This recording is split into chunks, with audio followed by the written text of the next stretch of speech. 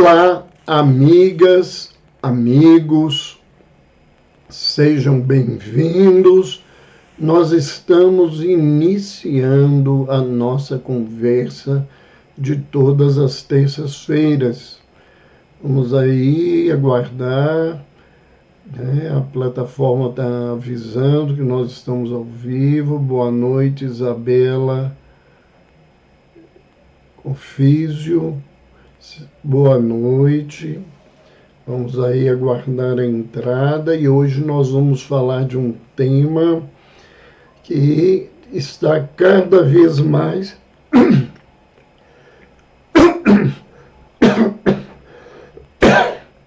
desculpem, impactando a vida das pessoas em todos os seus aspectos de saúde, que é o respeito. Então, nós vamos falar da importância do respeito na saúde humana. Boa noite, Deusa Ir Guimarães, Telestiter, boa noite, Anitta Seabra, RSE Kids, sejam bem-vindas, todas vocês, todos vocês. Nós então vamos falar sobre o respeito, que era a nossa matéria de conversa semana passada.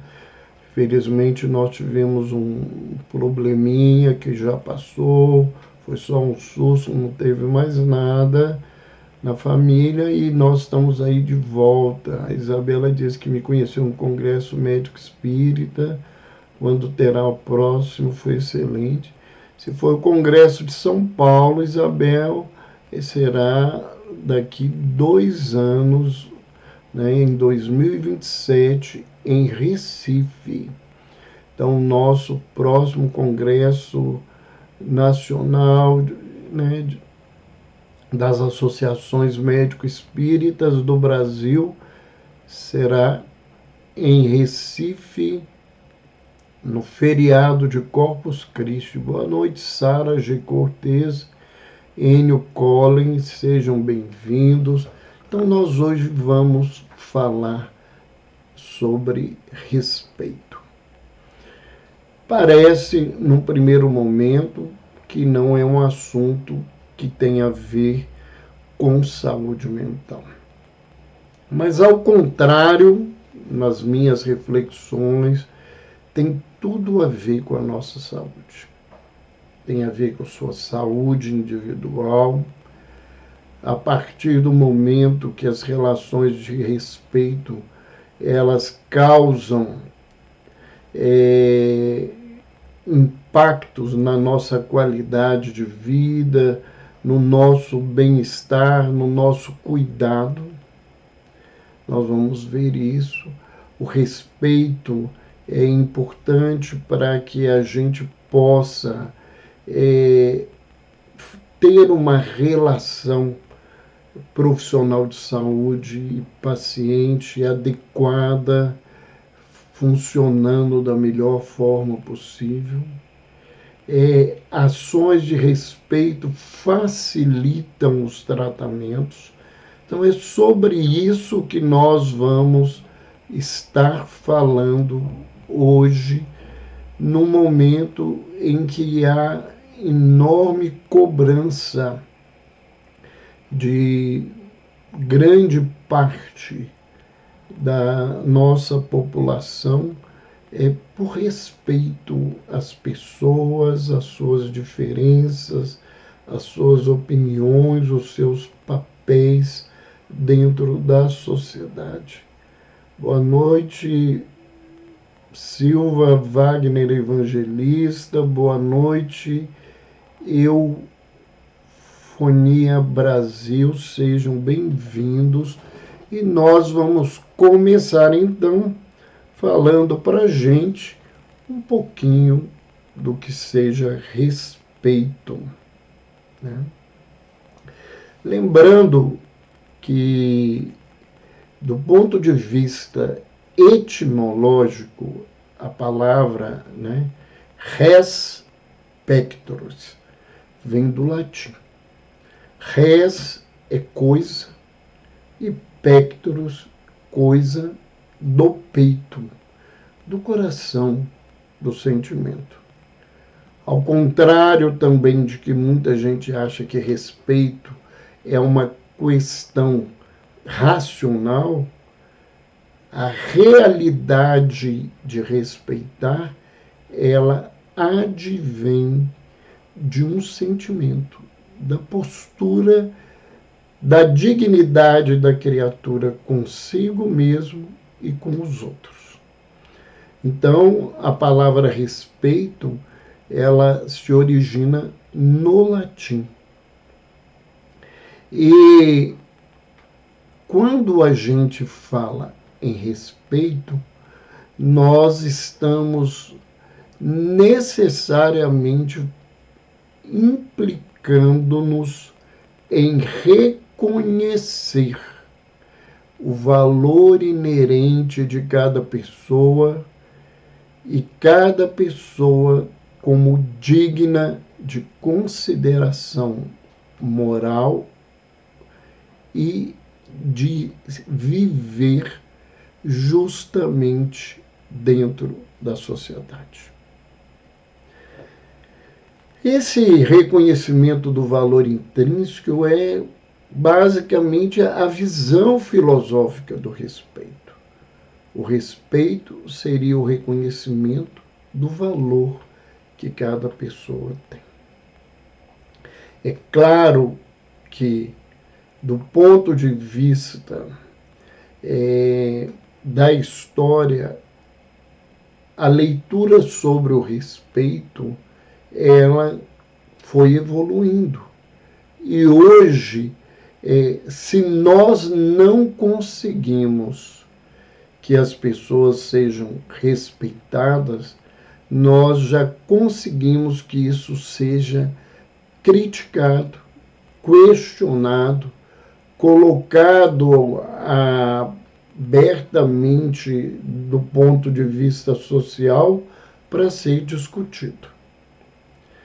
E quando nós falamos do valor inerente de cada pessoa, nós não podemos nos esquecer que, ao falar de respeito do ponto de vista social, nós podemos também inferir no respeito aos animais, à natureza, ao nosso planeta. E quando a gente amplia essa visão, nós vemos que o nosso planeta está adoecido por falta do respeito humano à própria natureza em que ele está imbricado, onde ele participa diretamente. Boa noite, Jordélia. Boa noite, Carlos Eduardo Braga, Karen Mesquita, Rosana Araújo Cunha. Seja bem-vinda mais uma vez, Rosana. Boa noite, Nilma.m. Nós estamos aqui falando sobre respeito. E quando a gente também fala sobre respeito, eu gostaria de levantar algumas questões. Eu ouço muito,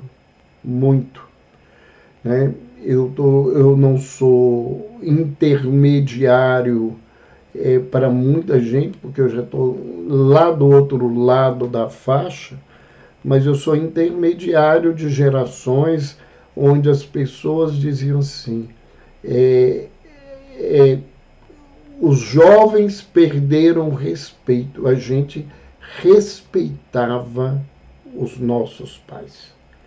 E há uma expressão associada a esse respeito que é o seguinte, né? Eu ouvi isso muito dentro da minha família, eu já ouvi isso muitas vezes dentro do meu consultório, dentro da conversa com as pessoas mais idosas, né?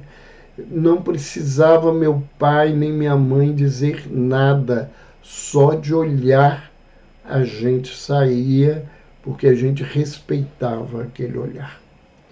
E aí nós vamos questionar aquilo a respeito.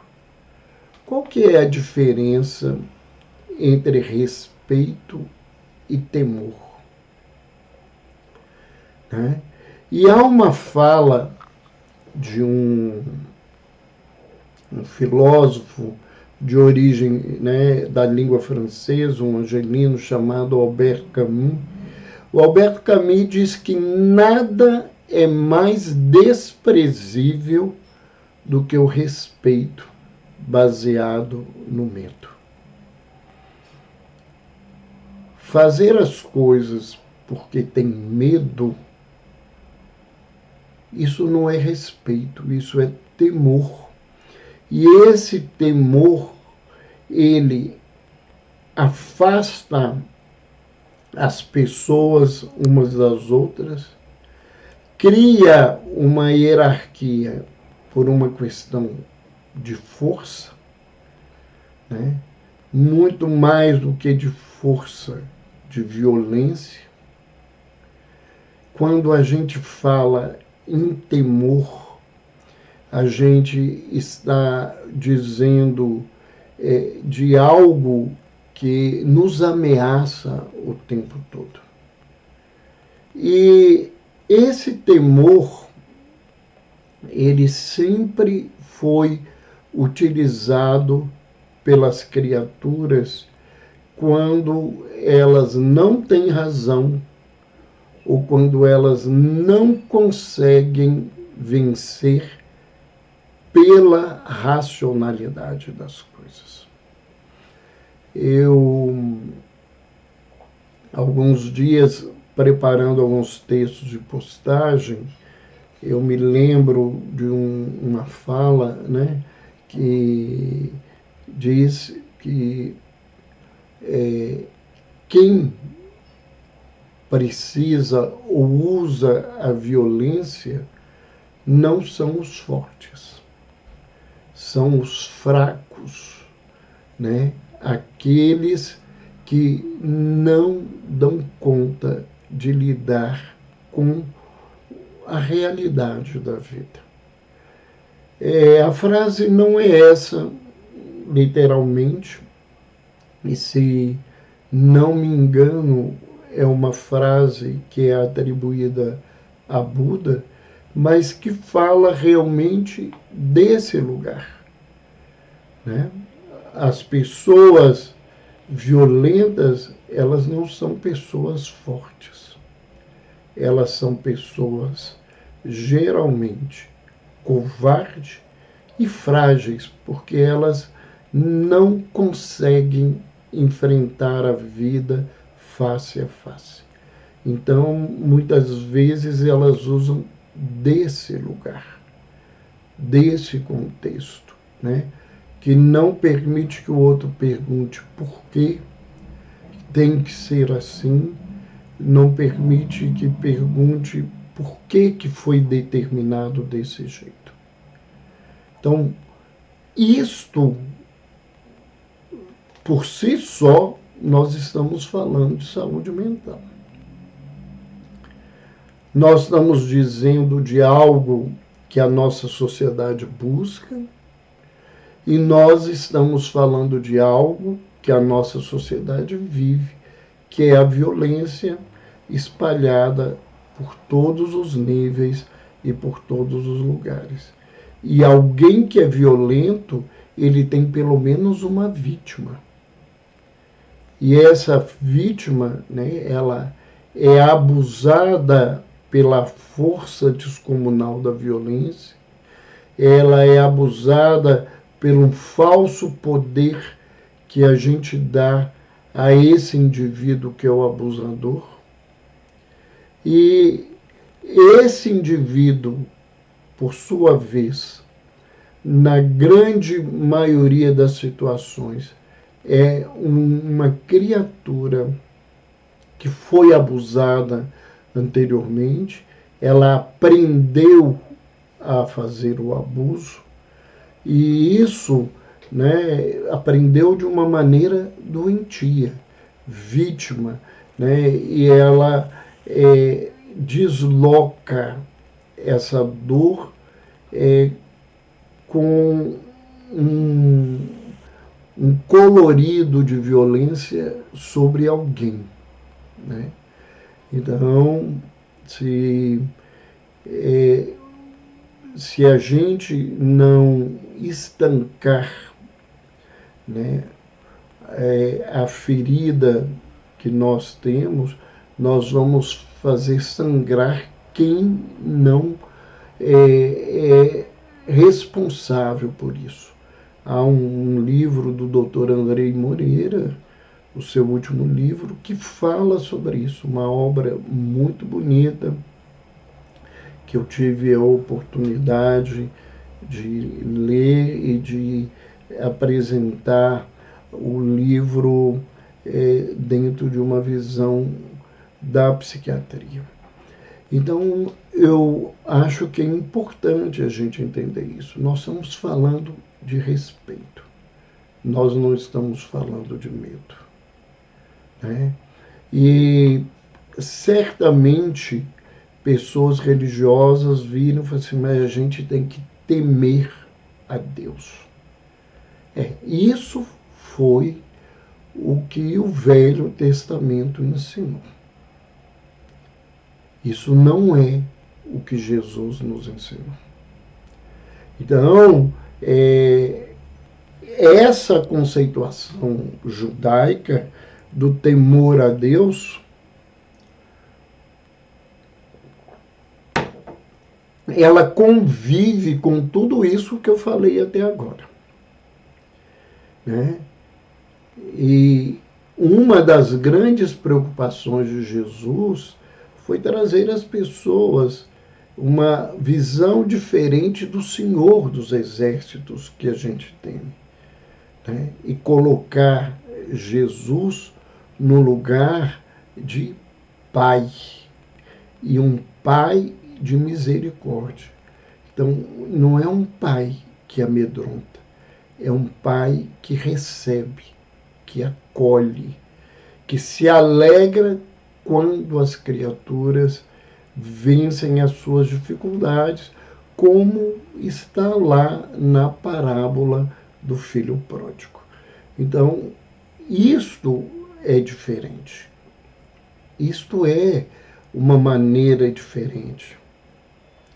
E para a gente aprender a respeitar, a raiz de tudo isso, né, aonde que isso tem que surgir, é primeiro no autorrespeito. Será que nós nos respeitamos? Será que a gente respeita os limites do nosso corpo? Será que a gente respeita a capacidade mental de cada dia? Será que a gente respeita os nossos órgãos comendo de forma inapropriada, usando drogas, não dormindo de maneira suficiente e adequada? Como é que eu posso falar de respeito se eu não me respeito? E o autorrespeito, ele tem como a sua base a disciplina. Quem se respeita, ele reconhece os seus direitos, os seus deveres e caminha de acordo com isso. E aqui eu não estou falando de direito e dever da justiça do mundo. Eu estou falando de direito e dever da própria lei da natureza. Tudo isso que eu estou dizendo, né? Se nós não somos disciplinados, nós não conseguimos caminhar nesse lugar Boa noite, Luísa Castelo Branco. Boa noite, Marisa Araújo. Spa, Brisas do Mar, seja bem-vindo. Pedro Resgalha, boa noite, meu querido. Nós estamos aqui falando sobre respeito e entendendo que para respeitar as pessoas, nós precisamos nos respeitar. E para respeitar, nós temos que aprender uma coisa que nós não temos muitas vezes, que é disciplina. E Abraham Lincoln, ele nos diz o seguinte: a noção de dignidade cresce com a habilidade de dizer não a si mesmo. Quando nós aprendemos a nos limitar, a ter disciplina, nós estamos caminhando para um respeito, né? A gente tem que organizar a vida para que a gente mantenha um processo de saúde. Saúde não é um fim. Pode parecer estranho, mas não é um fim. Saúde é uma construção diária na nossa caminhada. A gente não faz as coisas para um dia ter saúde. A gente tem práticas diárias para viver saudável. Ou deveria ter práticas diárias para viver saudavelmente. Então, o autorrespeito, né, é a raiz da disciplina.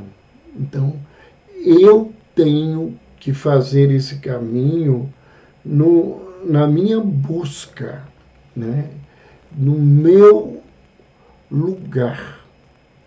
E como nós vivemos em sociedade, né, a gente precisa ter regras, leis, né? A gente, para ter respeito no ponto de vista social, é essencial assegurar que todos recebam tratamento justo, sem discriminação em qualquer forma. E o que a gente vê, né, é que, do ponto de vista social, nós começamos com diversos problemas, porque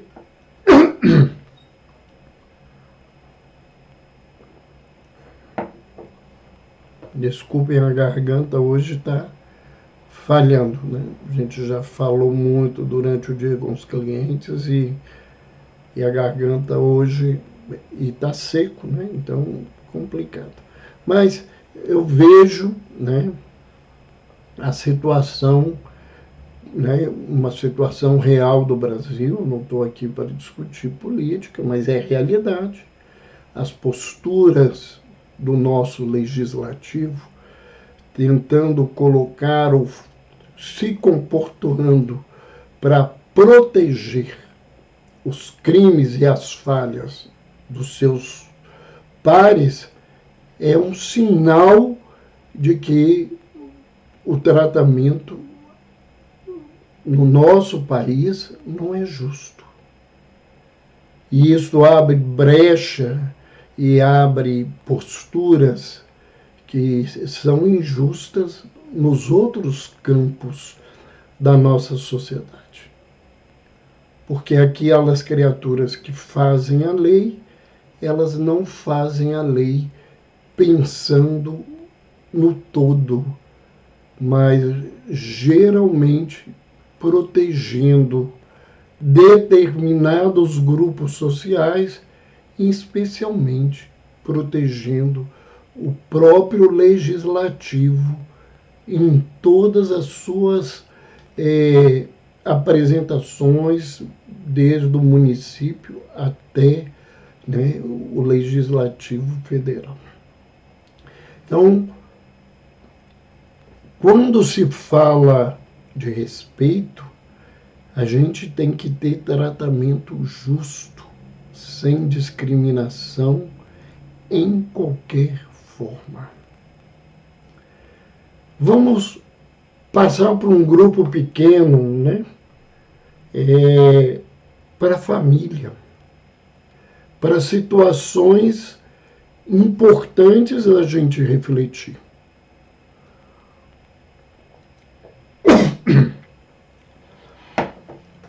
Um dia falando sobre sexualidade para pais, eu recebi uma pergunta de um pai, como que eu via e como que eu orientaria a questão se um filho pedisse para a namorada dormir com ele em casa. E eu imediatamente respondi, porque é algo que eu trabalho mentalmente muito tempo com isso, com uma pergunta.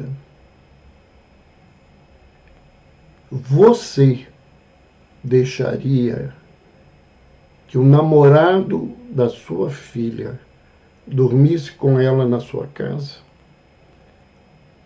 Ele não titubeou e disse não.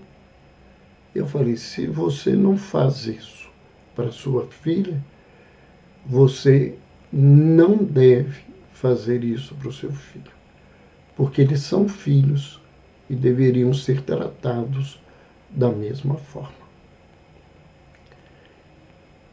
Isso é respeito, isso é tratamento justo, isso é dignidade.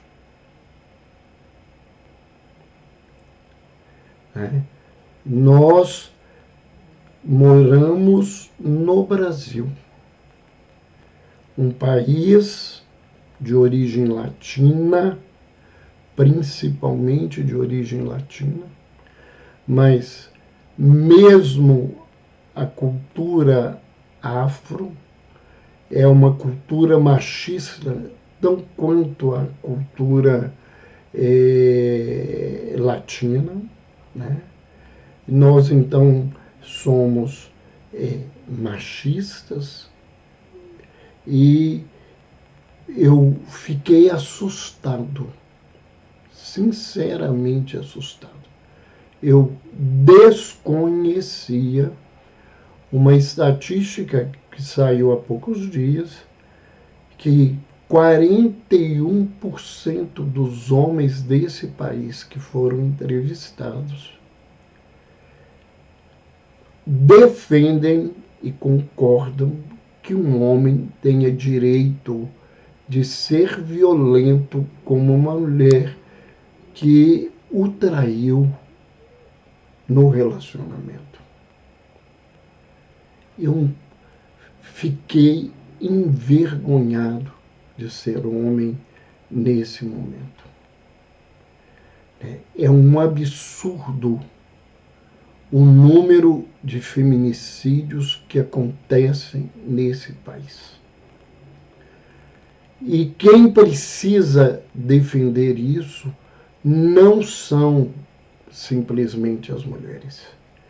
Isso deveria ser papel dos 59% dos homens, ou que se esconderam, ou que não concordam que isso seja uma postura legal e aceitável. Isto é, mais uma vez, uma indignidade social, uma postura que a gente precisa não só ir contra, a gente tem que trabalhar para que as pessoas não ajam dessa forma. Só em Minas Gerais, esse ano, teve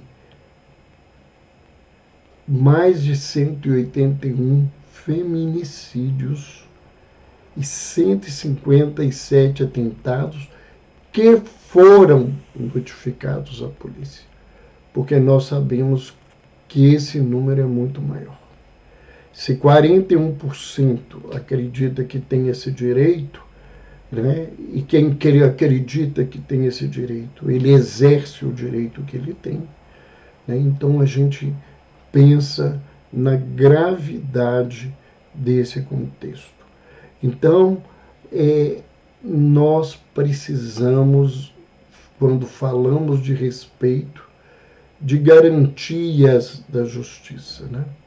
E a gente vê, mais uma vez, o legislativo defendendo os criminosos políticos para não serem condenados. Não adianta falar que é para eles terem o direito de coordenar isso, ou para eles terem o direito de vigiar o Supremo Tribunal Federal. A justiça age com as leis que eles fazem. Então, essas criaturas que defendem, né, ter o direito de serem criminosos, porque eles são políticos que foram eleitos por um povo que não sabe votar, infelizmente ainda, né, eles não têm nenhuma preocupação de resolver esse problema, a não ser quando um escândalo acontece, eles falam e não fazem nada. Então, a gente tem que pensar nisso, e eu me resumi a falar, né, da violência contra a mulher. Porque se a gente passar para outras minorias, aí a situação ainda é mais dura e mais pesada. E às vezes nem é para a minoria, porque a maioria do povo brasileiro hoje é afrodescendente, né? Podem não ser só afrodescendentes, mas eles têm uma raiz muito grande nesse jeito.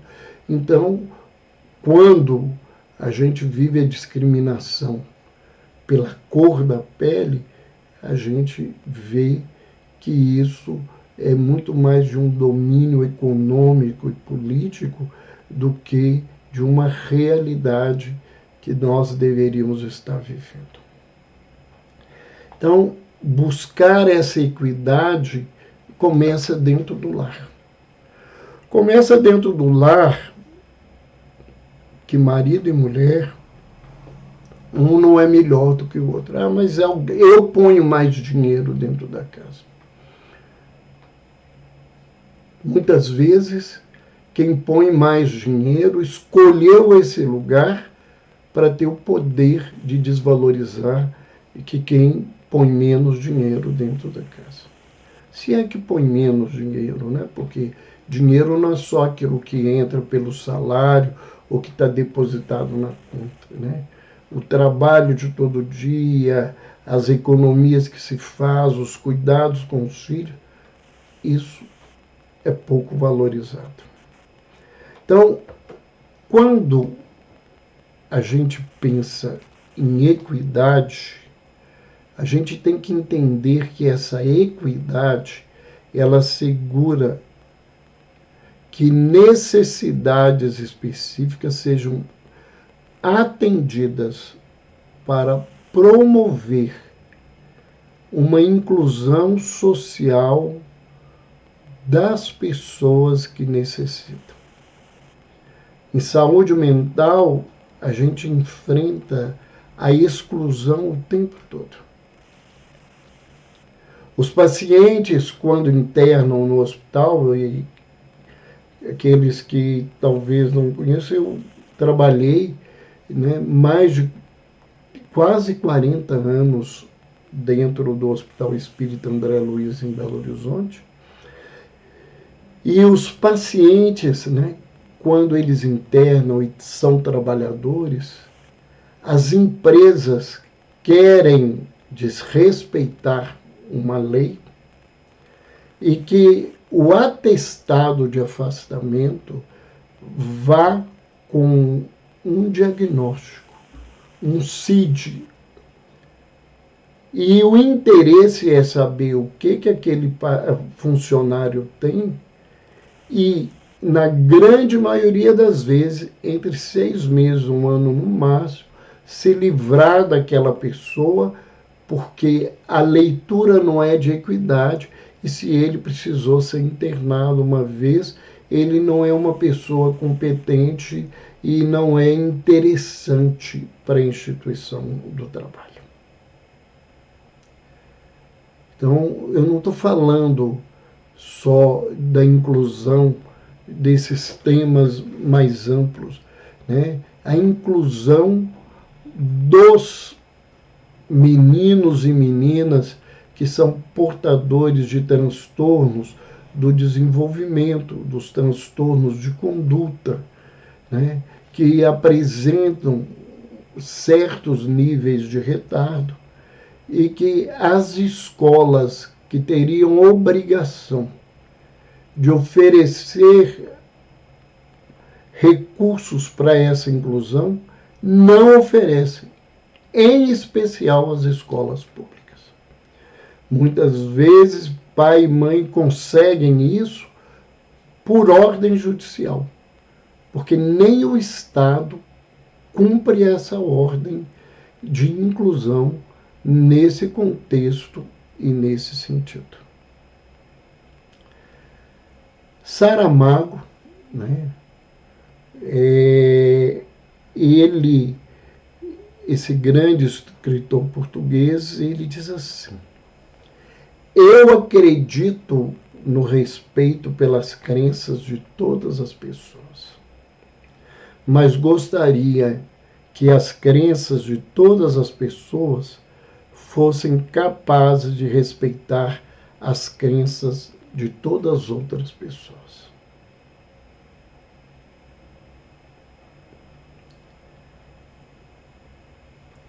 Essa é uma grande preocupação, né?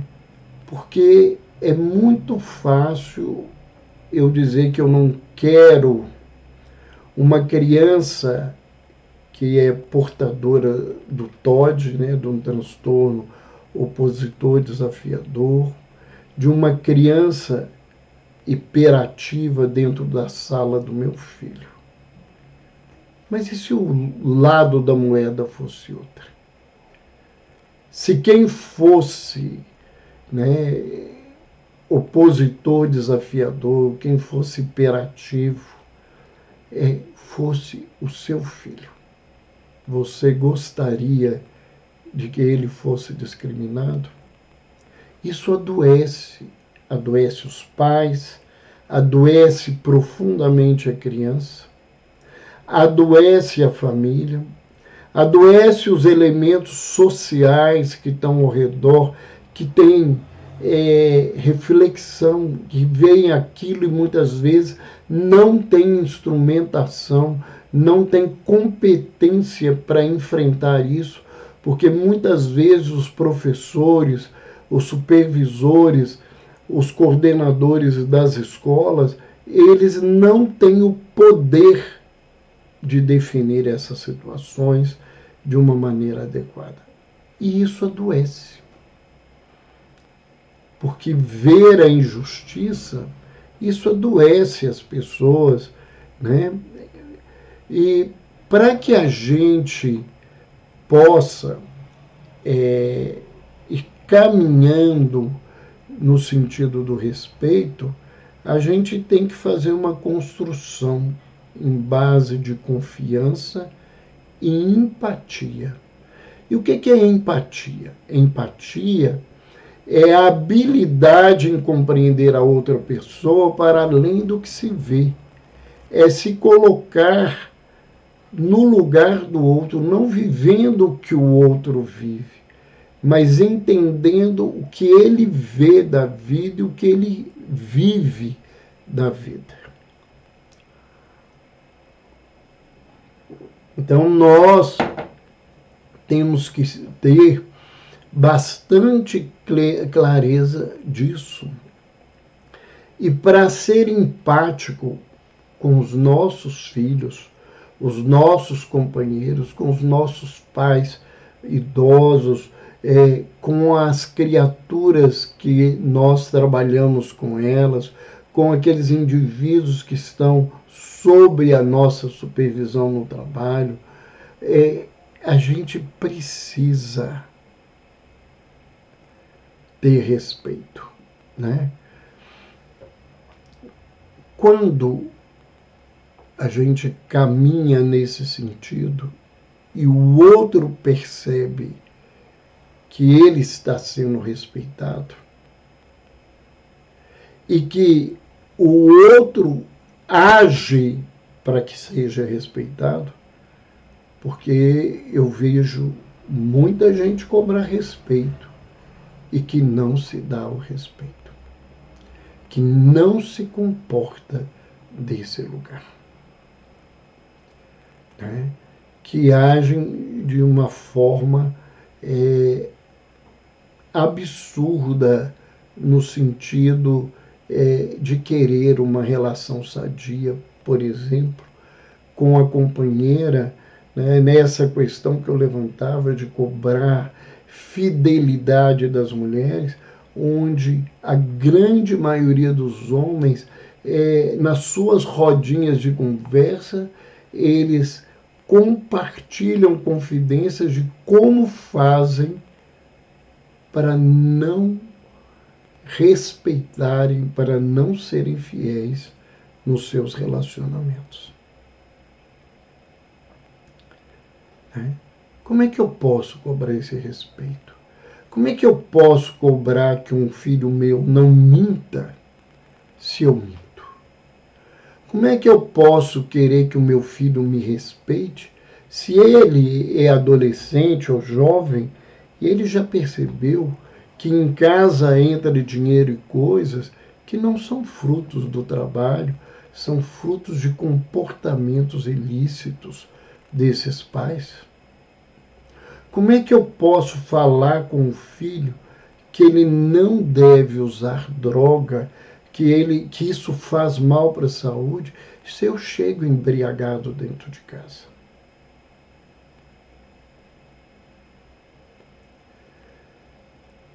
Sem isto, não tem confiança. E um filho, um amigo, uma companheira, só vai te compartilhar preocupações, questões pessoais, se elas se sentirem num ambiente de confiança. Se ali há acolhimento realmente eficiente e adaptado para aquela criatura. Se isso não existe, não tem como trabalhar e como fazer algo nesse sentido. E aí nós voltamos um pouco para a nossa área de saúde.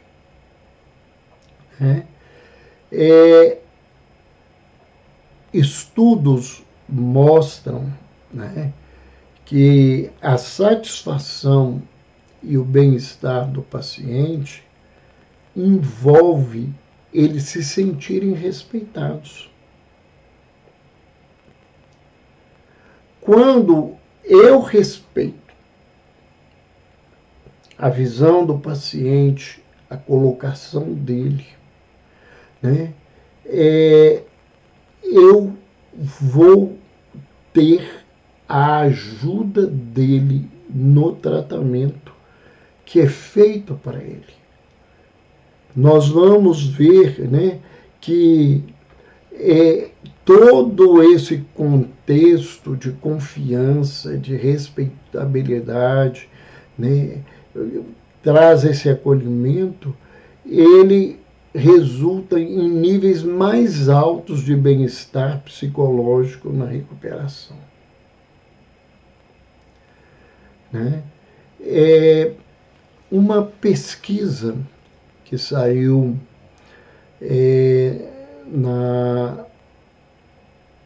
no periódico da Associação Médica de Minas Gerais, ele levanta, né, que mais de 80% dos pacientes sentem ao sair da consulta que eles não foram escutados. E que um número também muito grande sente que eles não foram informados adequadamente do tratamento que eles vão se submeter. E essa situação, ela muitas vezes gera tanto desconforto que o paciente não segue o tratamento e ele vai buscar outro paciente para escutá-lo. Boa noite, Cátia Rabelo, minha querida, seja bem-vinda. Boa noite, Ione Teixeira. Isa, seja bem-vinda. Rose Alves, Belio, sejam bem-vindos. Nós estamos aqui falando de respeito, né? Então, essa relação, ela é muito clara. Se não há esse respeito, esse acolhimento, essa empatia, essa confiança, né, nós não vamos conseguir resultados importantes. Ambientes respeitosos no cuidado, seja no campo individual ou institucional, aumentam a satisfação dos pacientes e promovem confiança entre o paciente e o profissional. Esses ambientes, que não são só o ambiente físico, mas também o ambiente físico, mas principalmente o ambiente psicológico, né? O lugar que o profissional se coloca dando importância ao que ele ouve, a olhar nos olhos do paciente, a estar de alguma forma se mostrando corporalmente voltados para ele, isso modifica profundamente esse contexto, né? Muitos pacientes chegam ao meu consultório e falam: o consultório do senhor é muito diferente. E eu levanto para eles: eu quis, quando fui montar pela primeira vez o meu próprio consultório, que eu não tivesse um consultório médico tradicional. Por quê? Eu entendo e respeito que as pessoas queiram. Isso é uma escolha minha. Eu acho que isso é uma forma respeitosa de eu lidar com os pacientes. Então, primeiro, né, eu não me sinto tendo como um intermediário, um interposto, uma mesa. Eu não montei um consultório tradicional. Eu montei uma sala que fosse como uma sala de visitas, que pudesse receber as pessoas. Então, as pessoas no meu consultório não se sentam em cadeiras. Elas se sentam em sofá, em poltronas, e ao chegarem é comum perguntarem: aonde eu me sento, doutor?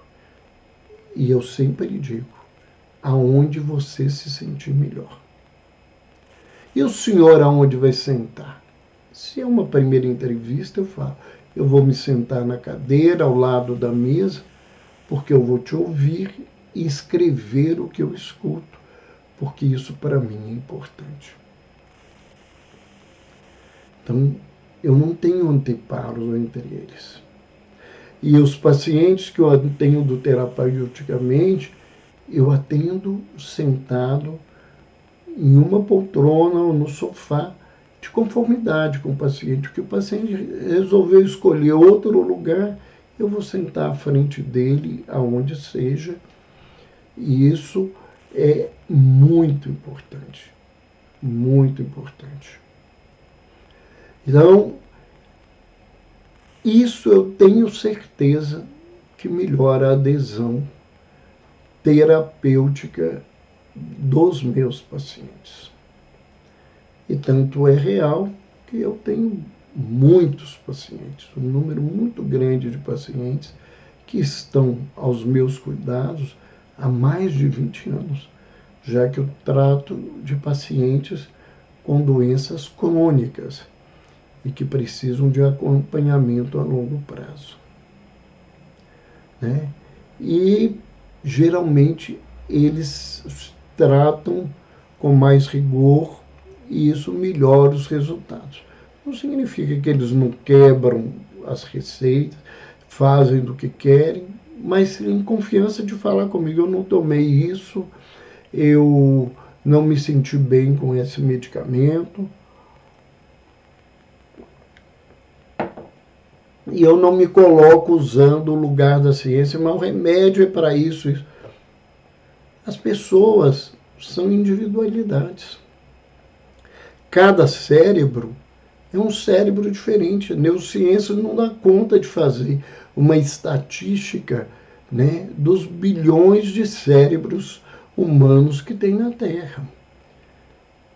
E nós sabemos que a conjunção do medicamento com os neurotransmissores e as respostas neuroeletroquímicas, elas são muito individuais.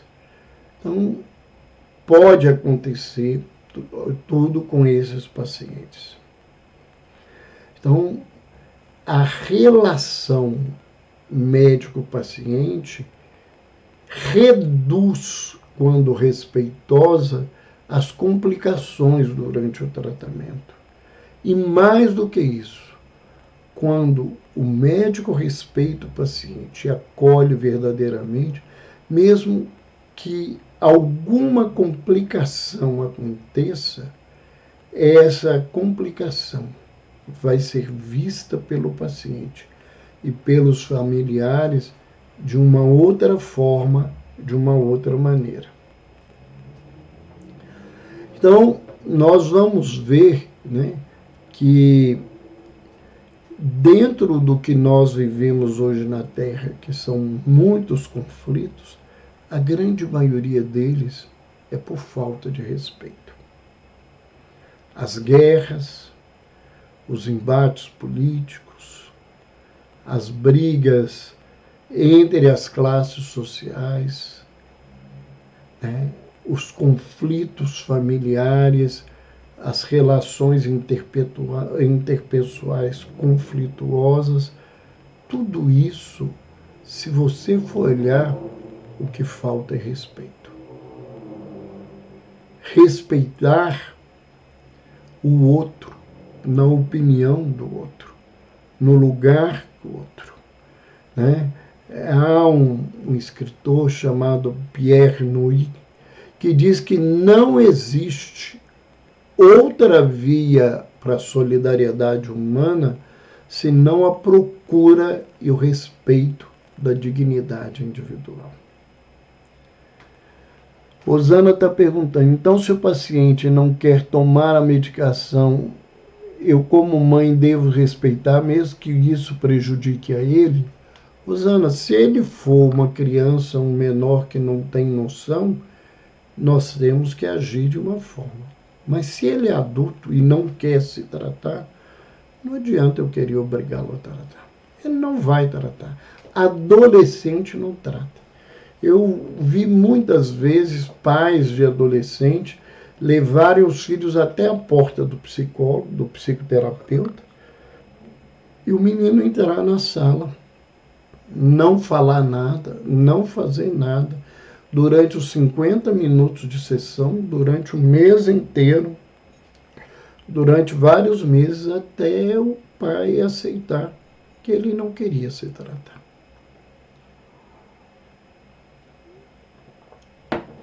E a gente precisa entender por que, que as pessoas não querem tomar remédio. Né? A grande maioria das pessoas não querem tomar remédio psiquiátrico, porque quando eu tomo remédio psiquiátrico, eu sou considerado um portador de transtorno mental. E o transtorno mental socialmente é ligado diretamente à loucura. Não é a verdade, mas é ligado diretamente à loucura. Então, para que eu não seja visto como um louco, como um perturbado, um indivíduo que deve ser excluído, e até a leitura de loucura é de que todo mundo é violento, essa coisa toda, ele não quer tomar remédio porque ele não quer ser discriminado socialmente. Muitos trabalhadores ficam doentes e adoecem gravemente, até ter um surto e precisar ser internado, porque se alguém na empresa souber que ele toma remédio, ele vai ser considerado um indivíduo anormal e visto de uma maneira incômoda dentro desse contexto. Então, a gente tem que entender essas coisas. E é preciso explicar para essas pessoas esse contexto, esse lugar. Né? Então, para que a gente possa prevenir as transgressões éticas, né, a gente tem que aprender a respeitar as criaturas. Quando há respeito e confiança, há muito menos traição e há muito menos transgressão social. Né? Esse respeito ético, ele, né, respeito à propriedade do outro. Se eu aprendi e sei que aquela carteira que está naquele banco da praça não é minha, eu não tenho que pegar aquela carteira. No Brasil, não é assim que acontece muitas vezes. Né? Mas eu já vi em países diferenciados as pessoas voltarem ao lugar e encontrar seus documentos, encontrar sua carteira com dinheiro, né, pela postura social daquele povo. Hoje, né, com a presença de um grande número de pessoas em situação de desrespeito social, principalmente na Europa, aumentou os crimes, essa coisa toda, mas mesmo aí nós temos uma doença social do desrespeito, da discriminação, que o outro que nasceu no outro país não é igual a eu, não tem o mesmo direito. Né? A gente vê tanta religião, né? A grande maioria da população do mundo tem religiões. A grande maioria das religiões tem origem judaico e cristã. Né? Mas mesmo um outro grupo, também não tão pequeno, que são os budistas, os hinduístas, todos falam de fraternidade. E aonde está a fraternidade do mundo? Se é meu irmão, eu respeito o meu irmão. Né? Então a gente tem que pensar. Aí a Rosana fala, se ele é adulto e está lúcido, Rosana, é ele que escolhe se vai tratar. Né? Nós não podemos definir, mas ele precisa. Eu também preciso de muita coisa, né? Eu preciso de ter mais educação alimentar, eu preciso fazer mais exercício do que eu faço, eu às vezes preciso ter mais paciência do que eu tenho, e eu não consigo, né? E tem gente que precisa de remédio e não quer tomar remédio. Pode e não toma. Tem gente que precisa de tomar remédio e não toma porque não tem, porque não pode comprar, porque o Estado não respeita a lei que diz que a saúde é uma responsabilidade do Estado.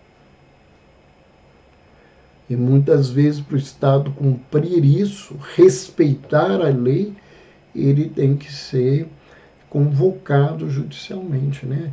Os secretários de saúde são ameaçados de serem presos se não derem os remédios para os pacientes. Né? Que é assim que a coisa caminha e nós vamos ver, né? Então, quando a gente fala de respeito diante de tanta vulnerabilidade, diante de uma diversidade cultural como é no Brasil, mais do que nunca, respeito é remédio, né? Nós não podemos concordar, como eu já falei aqui veemente, com o feminicídio, com a discriminação pela cor da pele, com desrespeito, né, às pessoas por uma questão de gênero, pelo descuidado social, né? Pessoas acharem que são melhores do que as outras e que têm todos os direitos disso, né? E a gente fala porque não tem jeito de a gente se esconder, né? Eu ouvi anos a fio as pessoas do sul do Brasil se dirigirem ao resto do Brasil e principalmente ao norte e ao nordeste do Brasil com grande desrespeito. E aí a vida, né, nos convida a pensar. E o Rio Grande do Sul, né, viveu uma das maiores catástrofes climáticas desse século e não tinha nada possível de ser feito ali, né? E foram essas pessoas discriminadas, desrespeitadas do país inteiro que se reuniram para tratar deles com o cuidado que deveria existir. Deveria existir. Há pouco tempo, legisladores no estado de Santa Catarina querendo proibir que pessoas de determinadas regiões do Brasil pudessem criar residência no estado como se eles fossem melhores do que os outros. Isso é muito triste da gente ver, né? Isso é porque nós somos doentes sociais e isso reflete em todo mundo. A indignação que eu sinto me faz mal. Me faz mal fisicamente, psiquicamente, né? Porque nós provocamos essa situação. Nós nos achamos melhores que os outros. Então nós precisamos aprender a nos adaptar a todas as diferenças de idade, de cor de pele, de gênero, de condição social, de condição cultural, né? Respeitar tudo.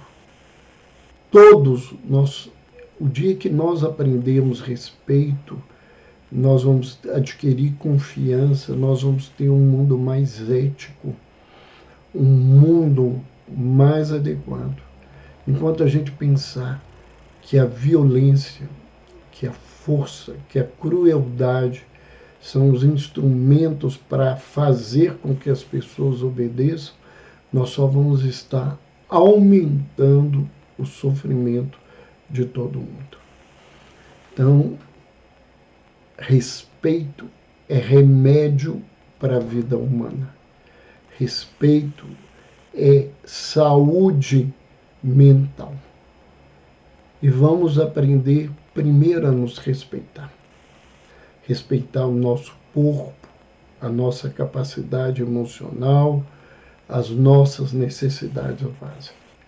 E vamos fazer esse caminho em favor de tantas outras pessoas. Eram essas as nossas colocações. Aqueles que estão entrando agora, Gisele Porcaro, seja bem-vinda, Filomena A25, Reta Nuri, nós estamos encerrando. A nossa live não fica no Instagram, mas ela está sendo gravada pela nossa equipe, ela vai ser editada, em breve ela vai para o nosso canal. Quem não conhece, eu tenho um canal no YouTube, Dr. Roberto Lúcio, que é um canal sobre saúde mental e espiritualidade. Ali vocês vão encontrar diversas palestras nossas, centenas de palestras lá, temos entrevistas, workshops, temos aulas, seminários. Inscrevam-se, para a gente é muito importante que vocês façam isso, e quando você se inscreve, vocês dizem para a plataforma que tem mais pessoas interessadas nisso. Então, vocês que estão nos acompanhando, vão lá, se inscrevam se não são inscritos, né? Deem essa contribuição para o nosso trabalho e marquem notificação que toda semana nós temos uma novidade lá. No mais, para quem está nos acompanhando ao vivo, boa noite, bom sono, que vocês tenham um resto de semana de paz e alegria. Para quem está nos assistindo pelo YouTube, boa tarde, bom dia, né? Temos aí gente de todos os lugares nos acompanhando. E um beijo no coração e até a próxima semana.